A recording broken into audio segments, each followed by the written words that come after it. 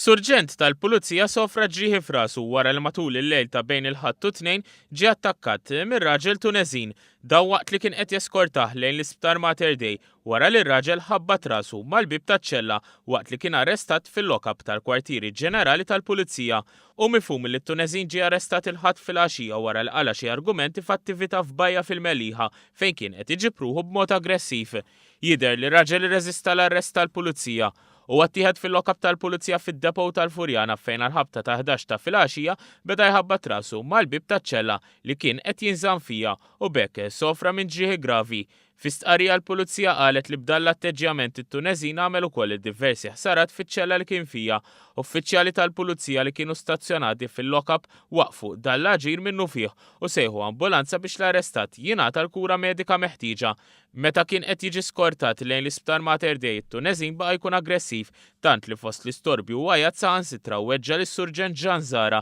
li kien skorta miegħu kkawżalu xi ġrieħi f'rasu. Intant fuq il-medja soċjali l-President tal-Police Officers Union l-Ispettur qal li t-Tuneżin għad diversi drabi fil-passat ħeb għal-membri tal-korp fost l-aktar każ riċenti hemm meta gerbeb kuntistabli tal-Pulizija ttaraġ li kien spiċċa sofra ġrieħi serji f'rasu għal dan il-każ it-Tuneżin kien weħel 6 xhur ħabs, sentenza li spiċċa jiskonta ftit ta' xhur ilu.